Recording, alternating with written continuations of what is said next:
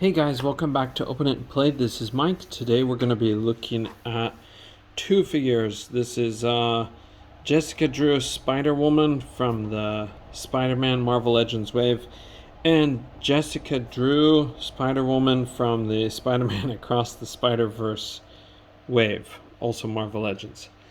Both of these figures are going really cheap now. I got them for parts. I'm not really a fan of this newer costume for Spider-Woman. I'm kind of old school, so I stick with kind of the original costumes for the characters, like, often. Of course, with Iron Man, he's got to upgrade to have a little bit more modern technology, but generally speaking, I like the original duds of most characters.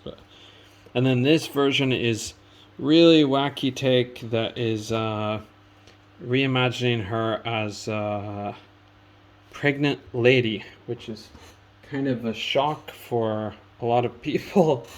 But she's going into the fight with a bun in the oven. But anyway, I'm gonna open both these figures, and this is gonna be really fast because these figures don't mean a whole lot to me in particular. It's just I wanted to use them for some custom parts. But let's take a look at the Spider-Verse figure first. So this one we probably got more to say about just because its uniqueness. As far as I know, this is the first time a Marvel Legend has ever been a depiction of a pregnant lady. But you might have guessed it, this figure is not in high demand. Not a whole lot of kids out there scrambling, or not a whole lot of adults out there scrambling to get their hands on the pregnant superhero. But it is unique, I'll give them that. So the box, I'm sorry I forgot to show you the back of the box before we open that up. But the box artwork is pretty cool. It's just yeah, a lot of these versions of these characters don't mean a whole lot to me. I am a big fan of a lot of Spider-Man figures, or Spider-Man characters. God, I always say characters when I want to say figures, and figures when I want to say characters. But this version in particular just doesn't do a whole lot for me. But I think I'm going to be able to use some of her parts. So, to give you a rundown on my plans, so she has these big beefy legs, and a lot of the Marvel Legends females don't have thick legs. They have kind of scrawny or thin, I don't know, they're kind of trying to make them look like supermodels in the old days. They have updated, so they have more muscular legs in many recent figures, but since Marvel Legends reuses a lot of figures, they still do have a lot of really thin legs on people. But I'm going to try to repurpose these hips and thighs for some of my figures. For example, the Cersei figure. Now this is pinless, but if we drill a hole through here and we cut out that part of the joint, we can just fix it with a pin like a regular old style joint. Some people might be against that, but I think to make my figures look more unique with different sizes and shapes to the characters, instead of the same figures again and again and again, the same molds being used, make them a little more unique to stand out. But the accessories for this figure are really lacking. You can see here we only have these two hands. Now, to their credit, they are different than typical Marvel Legends female hands. They do have a little bit of a longer space here. And in this Across the Spider-Verse movie, these characters are often kind of exaggerated for their features. So we had that Spider-Man 2099 figure where his upper body is about this wide and his torso is about this narrow. It's just really exaggerated. But anyway, in this case, that exaggeration might be able to be used for something. And then if we take a look at the figure, you can see she has these sunglasses, which I'm going to try to use to make a early 90s Firestar. So I have to take off the black paint in this red part and just make it the clear yellow, but this is a base clear yellow plastic, so that's great. Okay, might be able to rework this head into like a more modern looking Captain Marvel, Monica Rambeau, but I don't know for sure about that. Okay, let's take a look at her costume real quick. So you can see a 360 of her. Okay, so it's pretty stylized, but from the waist down she's kind of plain, just black and the red. The upper body, I wish I could paint this plastic to make the coat different colors, but I think it might be a lot of work to put in to have the effect that I want. But could make a gang of people wearing these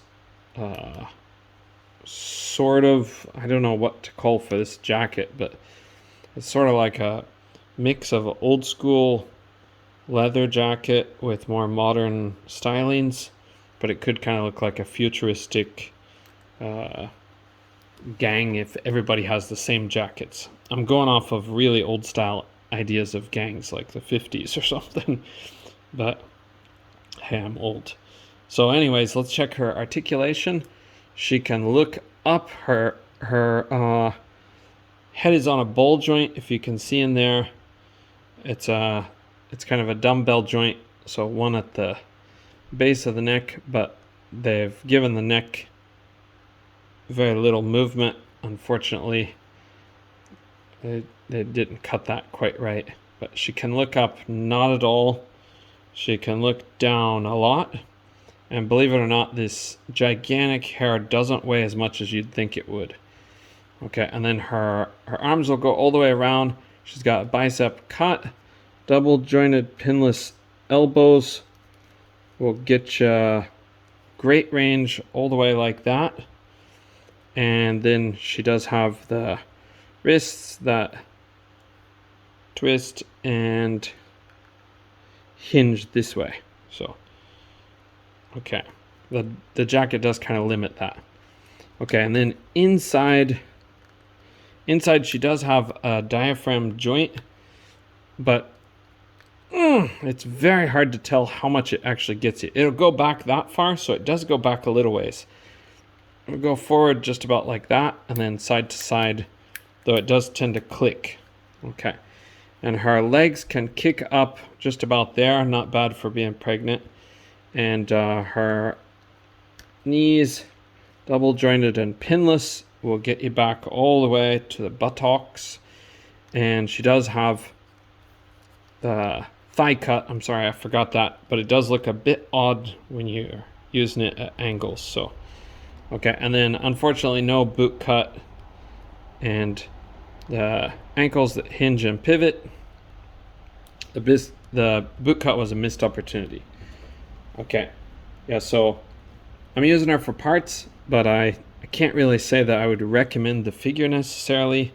But if you're thinking about using her for parts, they are really cheap right now on some websites. So I think this one cost me $11. This part is a softer rubbery texture, so that might also be something you might be interested in using with a different character. So okay, and she does have a really unique waist compared to most of the figures because of that bun in the oven aspect. So she's kind of ballistic here in the front and a little bit ballistic in the back. But okay, let's take a look at the other Jessica Drew. So this is the more classic take on the character, but it's still not her original costume, which is the red one. So we're gonna rip that open real quick. Usually I'm nicer to packages, but I'm just trying to do this real quick for you guys. You know what? Again, I forgot to take a look at the package. I'm sorry. The back of the package looks like this. And front of the package is like this. So this figure has kind of a classic stereotypical Marvel Legends design, but it is a little bit thicker. So hopefully I can use this waist piece with the legs from the other figure. Is kind of one of my ideas. Okay, I'll get her out of the package. And she comes with a couple of open palm hands that are in there. Open palm hams. That's not the word I was looking for. I was looking for hands. There we go.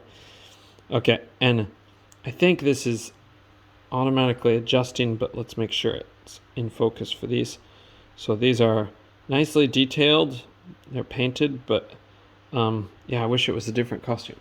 But anyway, okay, and then this is a very typical Marvel Legends figure as far as the molds used. I don't know what figure this is originally from, but I had it on the Black Cat figure originally. So it's kind of like the thicker lower torso and legs. Okay, and she is on a disc hinge with a ball joint, so she can look up that far. This will stay in focus. She can look down that much, look side to side, and she does have a lot of attitude options, but the hinges are kind of limited by the hair. Okay. Her arms will go all the way around, up that far. Got bicep cut. She's got double jointed pinless elbows that'll get you back like that.